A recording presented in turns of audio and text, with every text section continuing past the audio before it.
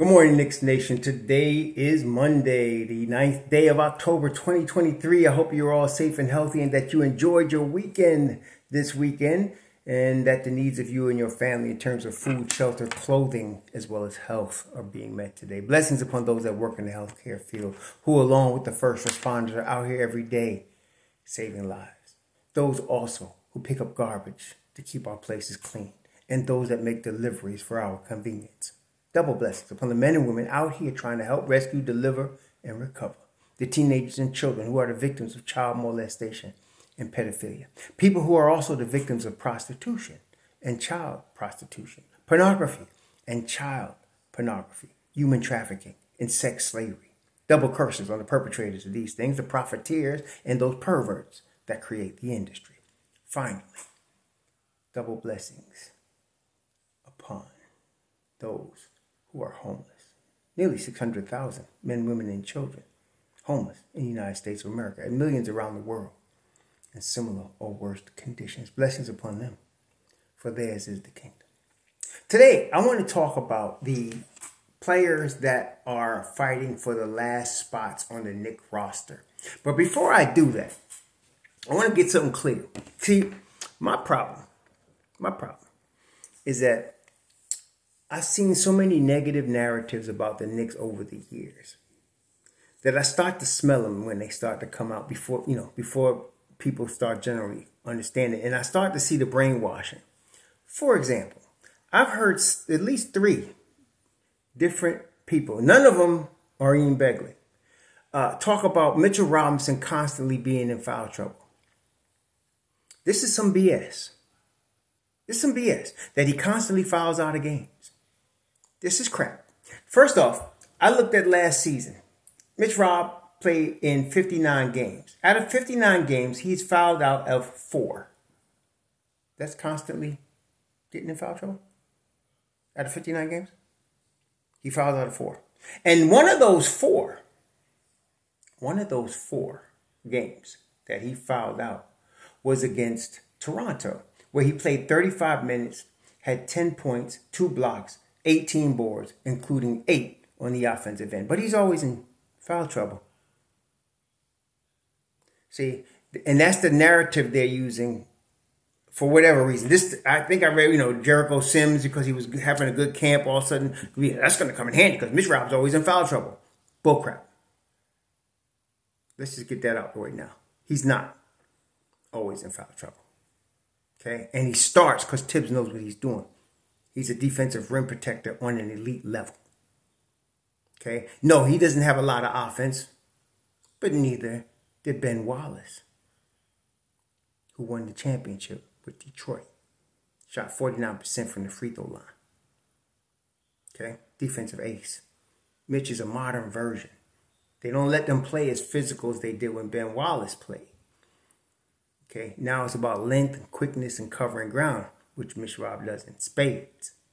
But I just wanted to get that out the way as they're starting this narrative that he's always in foul trouble. Crap. Anyway. You see, this is the problem.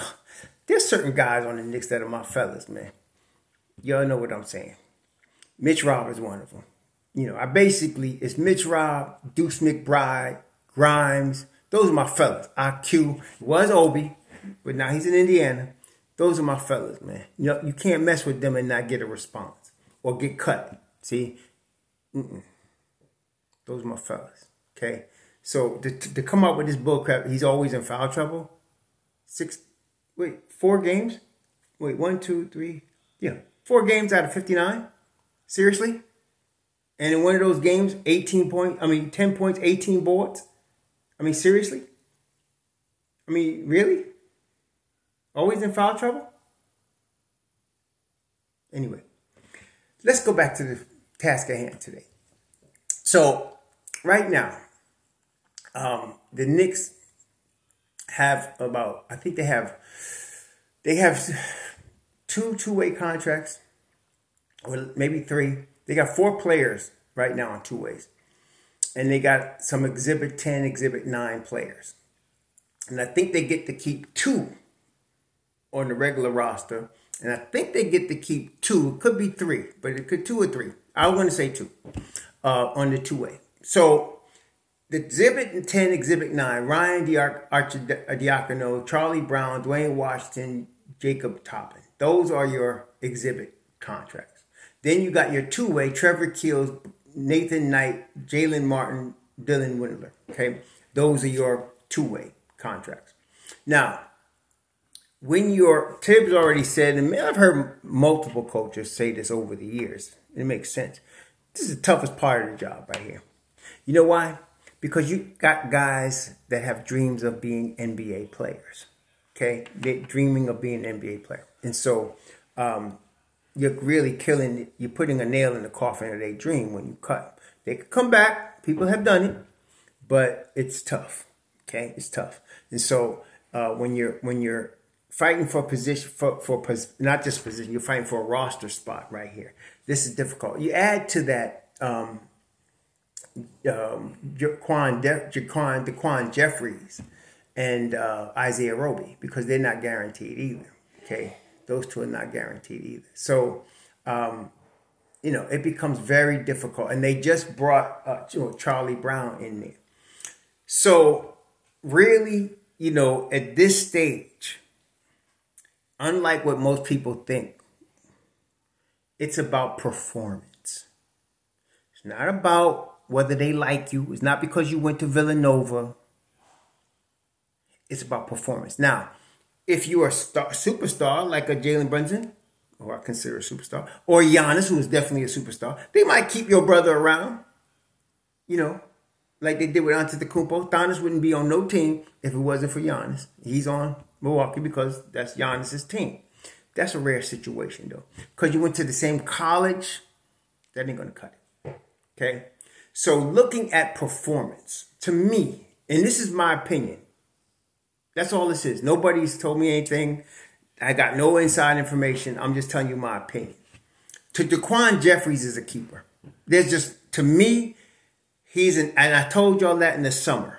For example, Jalen Martin, the 18, 19-year-old kid, he's not an NBA player. Do you think he might become one? Maybe. I don't know. Maybe some of y'all already thinking. Some people's acting like he's an NBA player now. He's not an NBA player right now. Can he become one? I don't know. But Daquan Jeffries is an NBA player. He can play in the league. Okay? He's one of those guys. He's got a $2 million deal if he makes the team. I say he makes the team. Daquan Jeffries has earned his place on the team. Okay? He's a small forward, shooting guard type guy, 6'5", 6'6", can jump out the building, but really knows how to play NBA level basketball. If you watched him in the summer, and we've watched him, even he played last year at garbage time a little bit. And that's what these guys are fighting for, a contract so they get the opportunity to play garbage time. That's what we're dealing with, okay? So to me, if they're going to keep 2, one of them's got to be Daquan Jeffries. Got to be, to me. You got to keep him. Then, after that, let's just go with the guys I'm going to cut. I'm cutting Trevor Keels. He's not an NBA player, okay? Maybe he can go to G League. He can go to G League, maybe for the Knicks, maybe someplace else. See if he can develop into an NBA player. He's not an NBA player. Jalen Martin, it depends on how you feel about the future. But he's not an NBA player. Okay? He doesn't belong in the league. So, in my opinion. So, he's another guy you might keep in the G League. Then there's Dylan Windler and Nathan Knight. Now, these guys have been on NBA rosters. Okay? Windler's had injury problems. Nathan Knight just hasn't been able to stick, but everybody's intrigued by his 6'10" size and his 235 pounds, so they keep giving him chances. I don't know if that's enough to keep him here. And again, he's a power forward, and everybody's like, we need a backup power forward. Even if we did, actually, which we don't need a backup power forward, it's not him. Okay, he's barely trying to become an NBA player, much less a backup to an all-NBA guy. So this is what I'm saying. Let's not trip. I don't know if he's going to make the team or not. If it was me, I'm cutting Keels. I'm cutting Knight. I'm putting Jalen Martin on the G League. I don't know about Windler. Maybe he gets a G League deal. But I favor Charlie Brown. If y'all remember, the Summer League, Charlie Brown and Daquan Jeffries dominated for the Knicks, the Summer League. I feel like this cat, and he's been around before, like he played with Philly. This is another guy that's been around a little bit. To me, he's an NBA player. And that's what I'm looking at right now.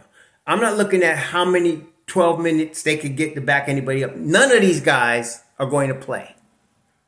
Some people don't get that. None of them are going to play. At best, they will get garbage minutes. Okay? At best. That's the best case scenario. So I would give the 2 spots to Daquan Jeffries and Charlie Brown based on their performance and what they showed as being NBA players. Isaiah Roby has been around. He's got, again, people look at his 6'10", he's power forward, blah, blah, blah, and look at a couple of great highlights and think he could play. He's barely. I'm going to give him NBA player status because he's been in the league, but he's barely an NBA player. I mean, barely. Okay? He wouldn't even get garbage time. Okay? So I'm cutting him. I'm cutting Roby. I'm cutting Ryan I like Ryan Arcidiacono. I think, he's an NBA player. Problem is he's a point guard. What's that? Why is that a problem? We got Jalen Brunson that can play point guard. We've got IQ that can play the point guard. And we've got Deuce McBride. We got 3 point guards that could all play. Okay? I'm sorry. It's nice, the whole Villanova story. He cut. Okay? But I think, in I can't say his name. Arcidiacono's case, I think he will catch on with the team because I really feel he's an NBA player. He just doesn't fit with the roster the Knicks have. Okay? He just doesn't. So at least with Brown and with the Jeffries, they can both play the wing. Both of those guys.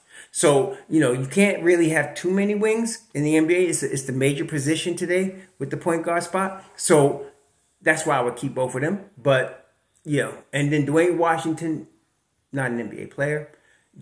I told some of y'all beginning, I love Obi, one of my fellas. I'm glad they put his brother on a Exhibit 10 deal, but he's not an NBA player. Okay? He wasn't at Rhode Island. He wasn't at Kentucky, and he's not now. That was just a favor that Don was doing for Obi. Because even though they might not make the team, they get a little money just for being in camp. That's what he's doing for Obi Toppin's brother. Maybe Obi Toppin's brother gets a 2-way deal if they can keep a third one. I don't know. But he's not an NBA player. Otherwise, he wouldn't be in this position. He's not an NBA player.